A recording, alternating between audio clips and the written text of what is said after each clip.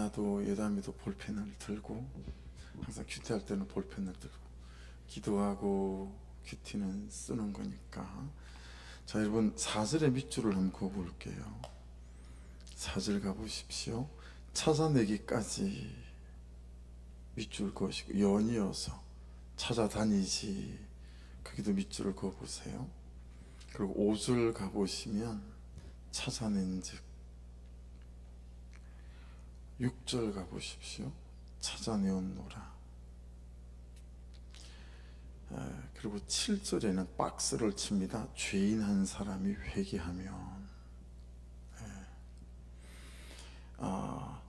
찾아내시는데 그 찾아내는 것과 뭐가 연결이 되어지냐면 죄인 한 사람이 회개하는 것과 연결이 되어서요. 자, 또 밑줄을 쳐볼게요. 8절을 가보세요. 찾아내기까지, 연이어서 찾지 아니하겠느냐. 8절에 2번 나오죠. 자, 9절에도 2번이 나와요. 찾아낸즉, 그리고 찾아내었노라.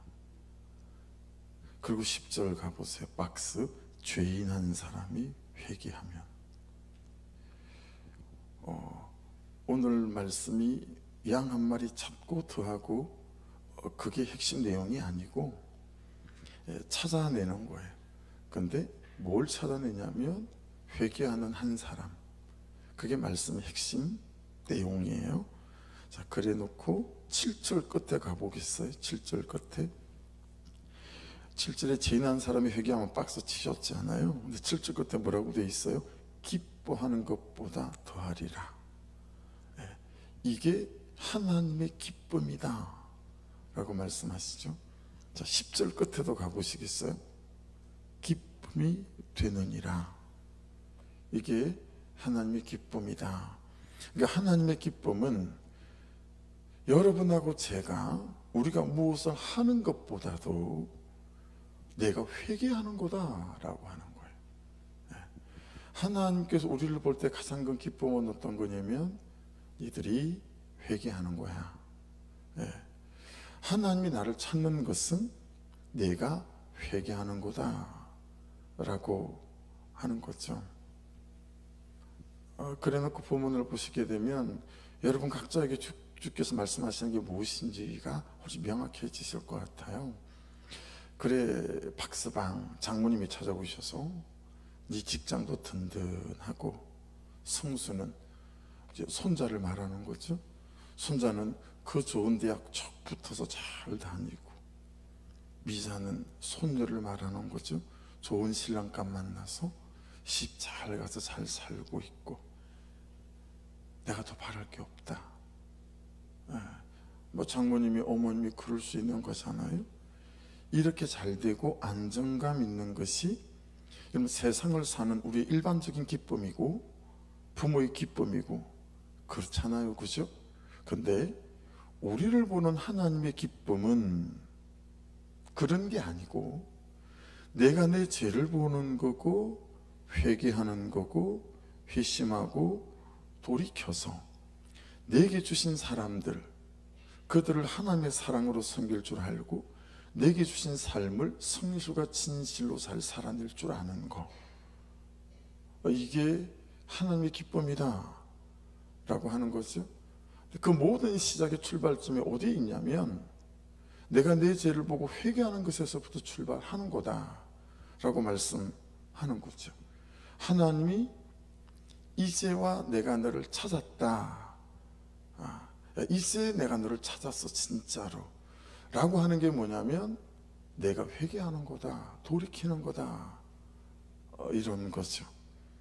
그래 놓고 말씀을 보면 말씀이 너무 눈에 심령에 쏙 들어오실 거라고 봐요. 1절을 보십시오. 모든 세리와 죄인들이 말씀을 들으러 가까이 나오니. 자, 모든 세리와 죄인들은 누굴까요? 회심이 필요한 사람들이고요, 회복이 필요한 사람들이에요. 그리고 행복해져야 될 사람들이에요. 그러니 저와 여러분이 여기에 포함될 수 있겠죠.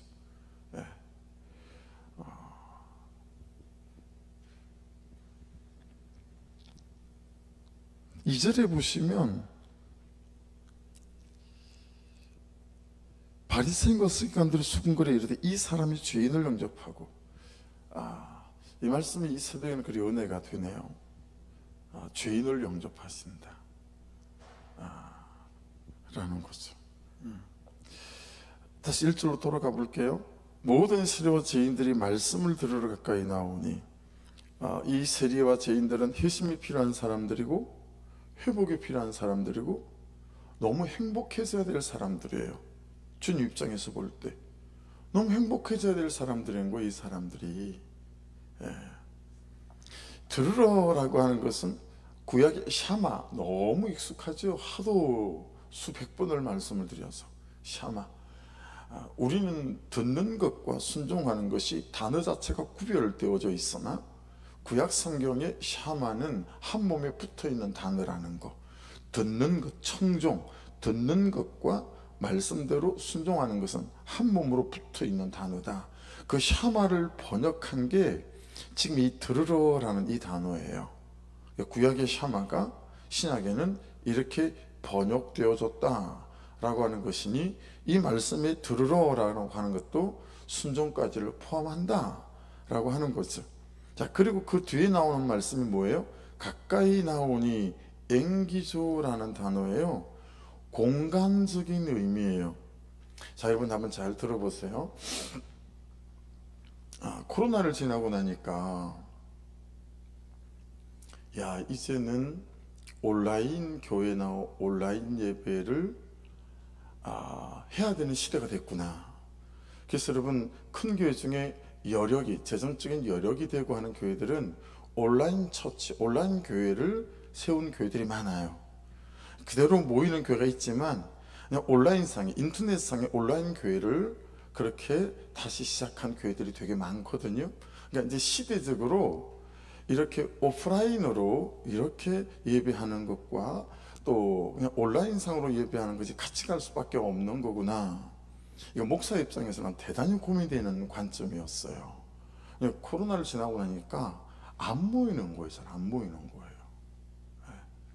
그래서 시대적으로 이제 떨어져 있는 사람들도 그냥 온라인상으로 예배할 수 있는 그런 시대가 되어진 것 같아요. 자, 그럼에도 불구하고 보세요. 가까이 나오니 앵기조라는 단어는 공간적인 의미라는 거예요. 구별된 공간 속에 나와서 말씀을 듣는 것과 그리고 기도하는 것은 그리스도인들에게 절대로 포기될 수 없는 영역이다 라고 하는 변에 있어서 좀 편하기 위해서, 간단하니까 내가 그냥 온라인으로 예배 드려야 되겠다라고 하는 중심은 한번 제고해 봐야 될 그런 중심이다. 그래서 성경은 말세가 될수록 모이기를 패한다 라고 말씀하셨으니, 이건 시대가 그러한 시대가 되어져서 교회가 그러한 부분들을 함께 안고 가야 하긴 하겠지만, 저와 여러분들의 입장에서 공간적인 의미 안에 구별해서 나와 듣고 기도하는 것은 포기될 수 없는 성경이 말씀하시는 영역이구나 라는 측면에서, 다른 이유 때문에 그럴 수 있으나 그냥 좀 불편하기 때문에 귀찮아서 게을러서 내가 공간을 포기하고 온라인으로 예배를 드려야 되겠다라고 하는 것은 여러분과 제가 잘 물리쳐야 될 생각이다 라는 것을 항상 유념해서 마음에 잘 깔고 있어야 될 부분이겠다 라고 하는 거 이해되어지시죠? 네, 그래서 지나치기 쉽지만 여러분 1절을 다시 보세요. 모든 세리와 죄인들이 예수를 만나러 가까이 나오니, 그렇게라고 하지 않고 모든 세리와 죄인들이 말씀을 들으러 가까이 나오니 라고 말씀합니다. 그렇죠? 예수를 만나러 가까이 나온 게 아니고 말씀을 들으러 가까이 나왔다 이렇게 말씀하고 있는 것은 제가 쉽게 지나칠 수는 없더라고요. 묵상하면서 무슨 차이가 있을까요? 자, 보세요. 성경을 묵상할 때는 원독자 개념이 되게 중요해요. 이 원독자는 뭐냐면 이제 청종이라는 개념은 예수님하고 지금 이 사람들처럼, 세리와 죄인들처럼 마주한 사람들이죠. 이 사람들은 예수님 말씀을 직접 듣는 사람들이에요. 그죠? 청중이에요. 그죠? 너무 좋죠. 자, 근데 이제 주의 말씀이 저 소아시아 일곱 교회며 어디며, 그죠? 바울 사도를 통해서 디모데에게 목회성이 전달되고 할 때 그 편지로 된 말씀을 제일 먼저 읽어보는 사람을 원독자다 그래요. 오리지널 리더죠. 그럼 우리는 어때요? 우리는 2000년이나 시간을 훌쩍 넘어서 지금 주의 말씀을 읽는 자가 되어져 있어요. 그렇죠? 자, 그러면 예수님을 직접 보는 청중은 그 당대 외에는 어렵겠죠. 그렇죠? 예수님이 이제 죽으시고 부활하시고 성천하시고 난 뒤에부터 주의 말씀은 예수님은 직접 볼 수 없잖아요. 직접 볼 수 없어요. 그러니까 근데 예수님을 직접 보는 것처럼 우리가 말씀을 보고 듣고 대해야 되지 않겠어요? 그래서 성경은 예수님을 직접 보았던 청중과 2000년이 지난 이 시대의 말씀을 대하는 우리와 동일한 개념 안에서 취급한다라고 하는 거죠. 그래서 요한복음 1장 1절이 너무 중요한 거예요. 태초에 말씀이 계시니라 이 말씀이 하나님과 함께 계셨으니 이 말씀이 곧 하나님이시라. 그러니까 하나님이 해놓으신 말씀들을 정리해 놓은 책이 성경책이 아니라 말씀은 명백하게 이 말씀 자체가 하나님이다 라고 말씀하시는 거죠. 그러니 여러분 예수님 얼굴을 마주 보며 말씀을 들은 청중과 오늘날 말씀을 대하는 우리는 다르지 않다, 똑같다라고 하는 거예요. 할렐루야. 그러니 지금 저하고 여러분은 큐티할 때마다 예수님 앞에 서 있는 거예요.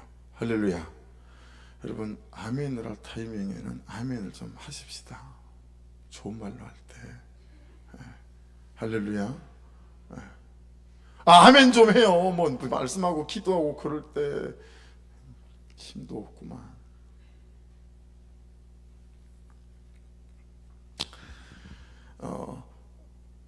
요한복음 그 1장 4절 5절에는 여러분 이렇게 말씀이 기록되어 있어요. 오늘 새벽에 말씀 되게 새롭더라고요. 들어보세요. 그 안에 생명이 있었으니 이 생명은 사람들의 빛이라. 빛이 어둠이 빛이 돼 어둠이 깨닫지 못하더라. 본문이 회개라는 본문이어서 그런가 봐요. 보세요. 빛이 어둠의 빛이 돼 어둠이 깨닫지 못하더라. 이런 어둠이 있습니까? 이런 어둠이 없지 않아요? 이렇게 불을 다 끄면 캄캄하잖아요. 그럼 빛이 들어오는 순간 어둠은 싹 도망가잖아요. 여러분 빛이 들어오는데도 어둠이 그걸 깨닫지 못하고 그게 머물러 있는 어둠이 있을 수 있어요? 그런 어둠은 없어요. 빛이 오는 순간 빛이다 라고 하는 거죠. 그리고 그냥 말 안 해도 쑥 달아나 버리고 없는 거예요. 근데 빛이 어둠이 빛이 돼 어둠이 깨닫지 못하더라. 누구만 그래요? 사람만 그래요. 회개치 않는 사람만 그래요. 회개와 연결되어지죠. 주무실 때 여러분들은 불을 다 끄고 주무세요? 아니면 취침등이라도 조그만 걸 켜고 주무세요? 새벽에 일어나실 때 오늘 새벽에는 어떠셨어요? 핸드폰부터 보시나요? 아니면 불부터 켜시나요? 저는 항상 핸드폰을 베개 밑에다 이렇게 놓고 자거든요.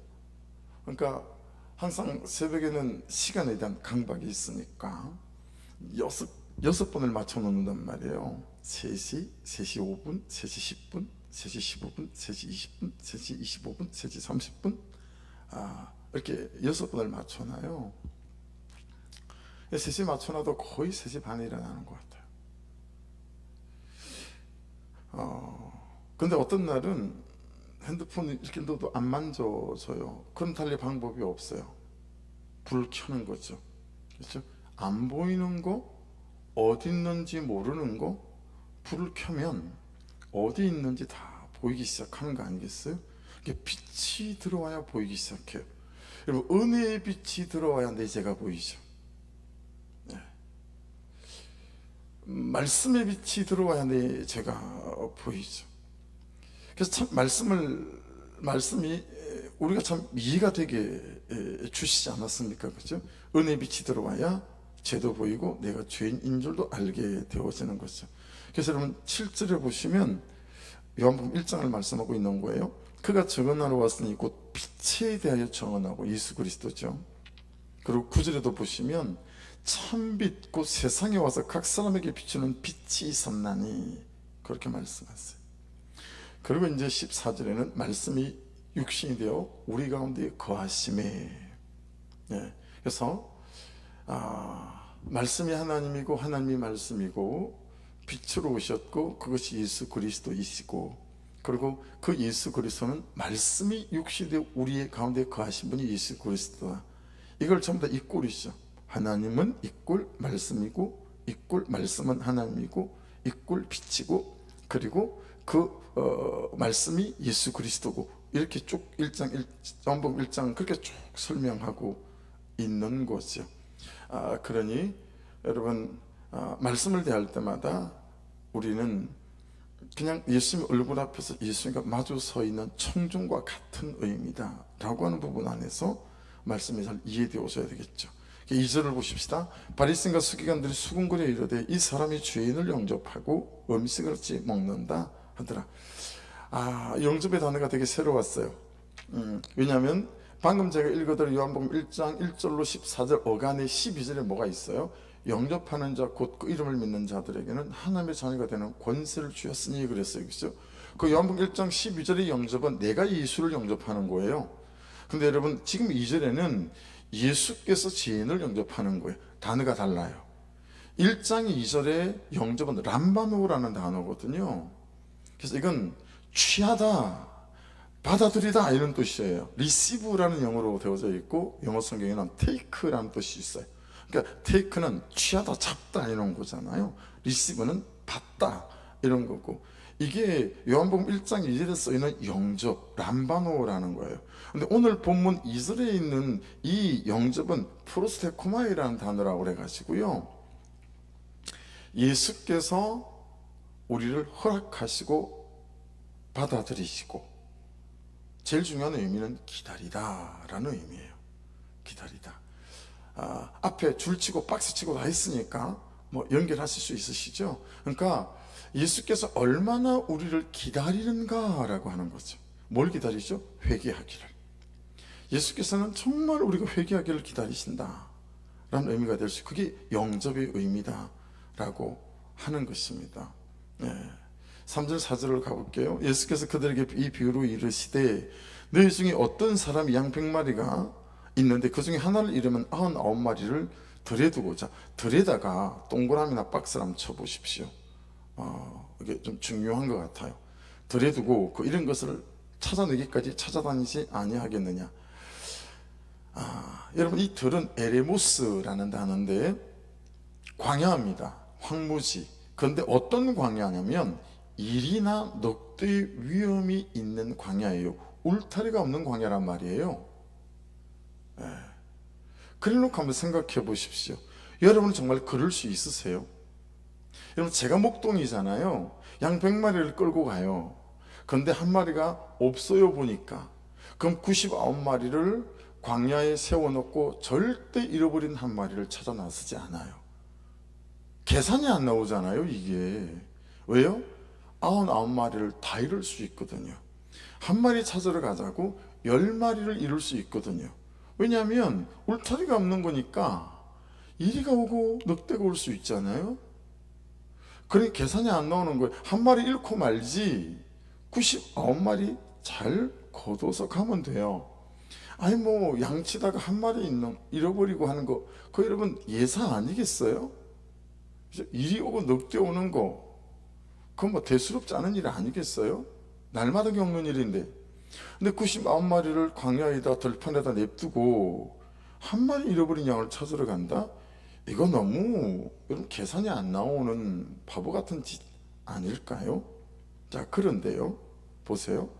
그 잃어버린 한 마리 양이 누구냐라는 질문을 하게 되면 그 잃어버린 한 마리 양이 누구냐에 따라 그때부터는 내 결정과 선택이 달라질 수 있어요. 만일에 그 잃어버린 한 마리 양이 내 자녀라면 우리는 99마리가 아니라 990마리 양이라도 들판에 두고요, 다 잃을 수 있음에도 불구하고 들에다가 이 모든 양을 다 냅두고 잃어버린 한 마리 양을 찾아 나서겠지요. 왜냐하면 그 양이 내 자녀니까. 그렇죠? 더구나 만일에 그 잃어버린 한 마리 양이 여러분이라면, 나라면, 여러분 마음 안에, 제 마음 안에 어떤 마음이 있겠어요? 나를 잃어버린 주인이 99마리 아니라 9,900마리라도 냅두고 나를 찾으러 와 주셨으면 하는 거죠. 그러니까 그냥 생각할 때 99마리나 지키지 뭐하러 잃어버린 한 마리를 찾으러 가시나, 이거 계산이 안 나오는 짓이다 라고 할 수 있겠으나, 그 잃어버린 한 마리 양이 누구냐라고 질문을 하게 되어지고, 그 잃어버린 한 마리 양이 자녀라면, 내 자녀라면 여러분이라면 안 모르겠어요? 집이 2채, 3채, 4채면 뭐 하겠어요? 내 아들, 내 딸 병 고치느라 3채, 4채 파는 게 아깝겠어요? 야, 집이 아까우니까 평생 내가 이렇게 모아온 건데 딱 집 2채 팔 때까지만 고쳐보고 안 되면 심하이다 이러겠어요? 안 그러죠. 4채 있다면 4채를 다 팔고 어디서 빌릴 수 있으면 빌릴 때까지 빌려서라도 내 아들을 고치는데, 여러분, 내 삶을 드리는 게 부모의 심정 아니겠어요? 그러니 잃어버린 한 마리 양이 누구냐? 하나님에게는 나라는 거죠. 여러분이라는 거죠. 그런데 잃어버린 한 마리 양을 찾는 방법이 뭐예요? 회개하는 거라는 거예요. 그런데 그 회개의 근거가 뭐예요? 여러분이 요만한 재 하나 온전히 씻어낼 수 있어요? 못 씻어요. 그렇죠? 그래서 예수 그리스도께서 죽으셔서 내 죄를 씻어 누우셨고, 나는 그 예수 그리스도를 나의 구주로 믿음으로 내가 회개할 수 있는 근거가 되어지는 거죠. 이 말씀들이 그렇게 풀어지는 거예요. 여러분과 제가 주님 저는 어째도 좋습니다, 그러니 저는 냅두시고 그냥 99마리 양이나 지키십시오, 이럴 사람이 있겠냐고요. 하나님, 저 어떻게 해요? 손을 들고, 안 되면 일어서서, 안 되면 펄쩍펄쩍 뛰면서 저요, 저 여기 있어요 라고 하지 않겠냐고요. 그렇죠? 그러니까 여러분, 사절을 보세요. 너희 중에 어떤 사람이 양 100마리가 있는데 그 중에 하나를 잃으면 99마리를 들에 두고 그 잃은 것을 찾아내기까지 찾아다니지 아니하겠느냐.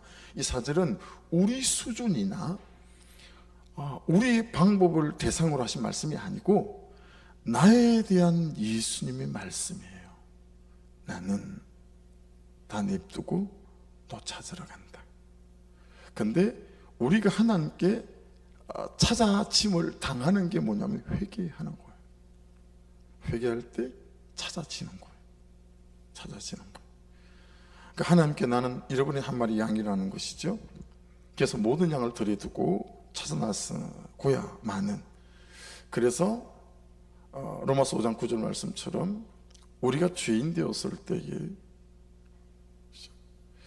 당신의 아들을 우리 대신 죽이심으로 여러분과 저에 대한 사랑을 확정하신 거, 99마리 두고 찾으러 오신 거죠.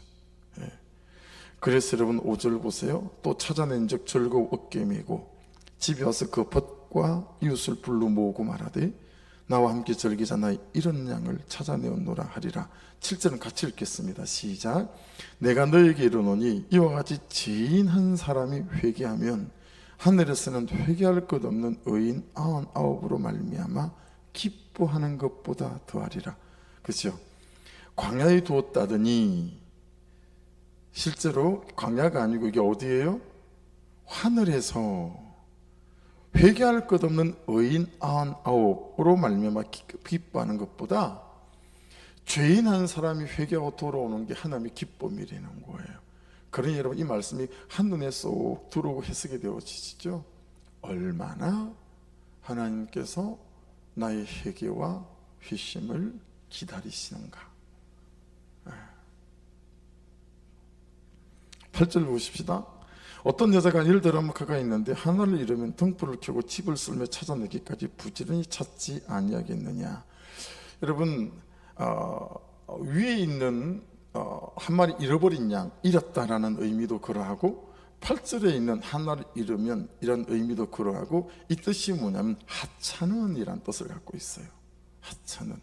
참 다른 사람을 볼 때는 너무 하찮은 거예요. 저하고 여러분이 하찮은 거예요. 근데 우리가 하찮지 않죠.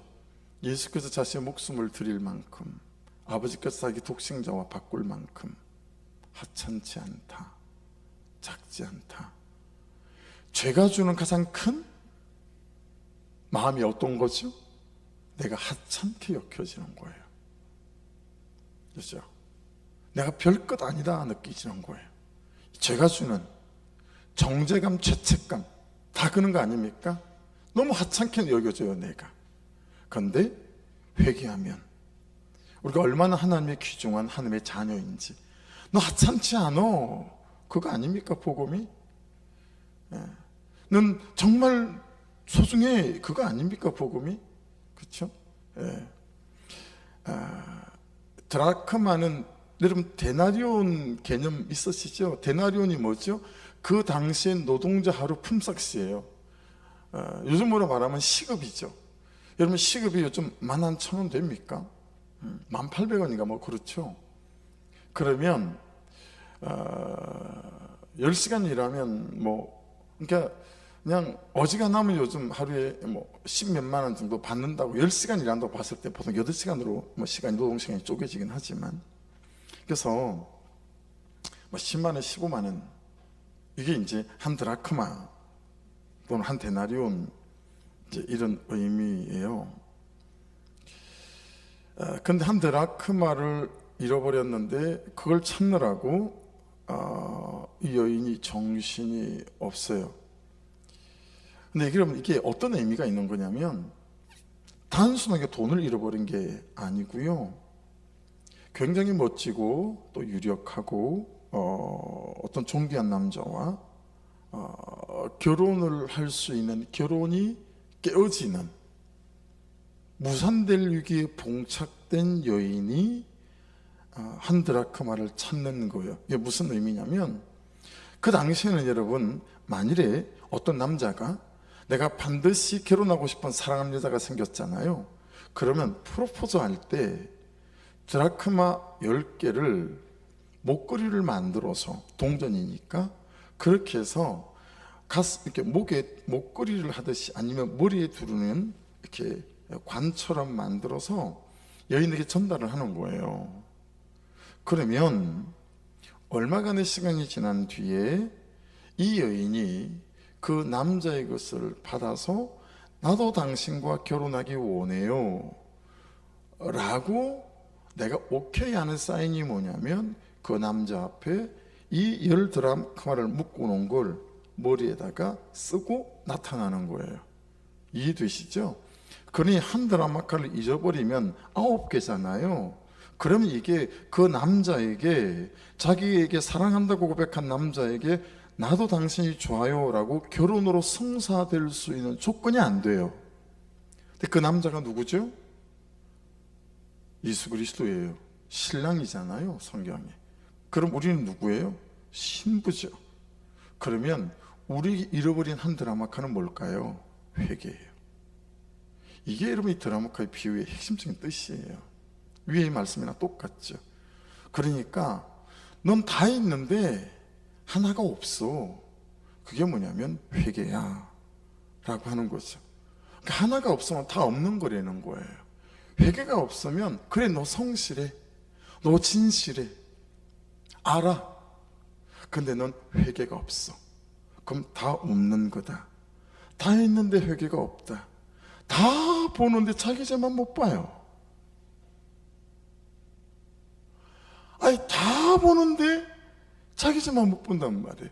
그 아내에 대하여, 남편에 대하여, 부모에 대하여, 자녀에 대하여. 여러분 오늘 말씀이 너무 말씀하시고자 하는 바가 어떤 것인지 잘 해석되지 않으세요? 오늘 잘 묵상해 보셔야 합니다. 내가 이만하면 아내다운데 왜 저러나, 저 남편은, 저 남자는, 저 여자는 다 있어요. 회개가 없는 거예요. 자기 죄를 못 봐요. 그러면 다 없는 거랑 똑같다라는 거예요. 10절을 보십시다. 내가 너에게 이르노니 이와 같이 죄인 한 사람이 회개하면 하나님의 사자들 앞에 기쁨이 되느니라. 참 앞에 잃어버린 양 비유와 잃어버린 드라크마 비유와 말씀이 참 동일하죠. 여러분,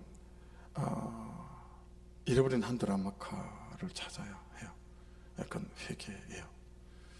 그래서 오늘도 이 말씀 앞에 정말 하나님이 내가 회복되길 원하시고 회개하길 원하시고 내가 정말 행복하길 원하시는데 그것은 회개다 라고 하는 거.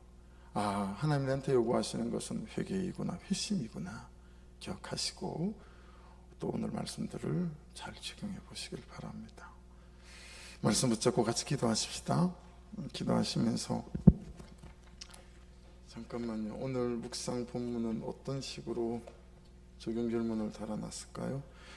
나는 무엇 때문에 주께 가까이 나갑니까? 문제 해결을 위해서입니까? 내 죄를 보기 위해서입니까? 내가 잃어버린 한 영혼을 찾고자 들여두고 나서 할 9가지 세상의 유익은 무엇입니까? 내가 찾아야 할 한 마리 양은 누구입니까? 사건 가운데 말씀의 등불을 켜 찾게 된 나의 죄는 무엇입니까? 내 회개의 기쁨이 다른 사람들에게 어떤 영향을 끼쳤습니까? 말씀이 비슷하게 서로 같이 해석이 된 것 같죠? 네. 말씀 붙잡고 하나님 잃어버린 한 드라크마, 그것이 회개. 근데 그것이 없으면 다 없는 것과 마찬가지다 라고 말씀하시니 오늘도 주신 모든 삶의 역할과 내 삶의 자리에서 하나님 내가 보지 못하는 죄들을 볼 수 있는 은혜가 있게 도와주셔서 참 놀라운 회심과 회개와 내가 행복해져가는 그런 인생이 될 수 있도록 아버지 역사하여 주옵소서.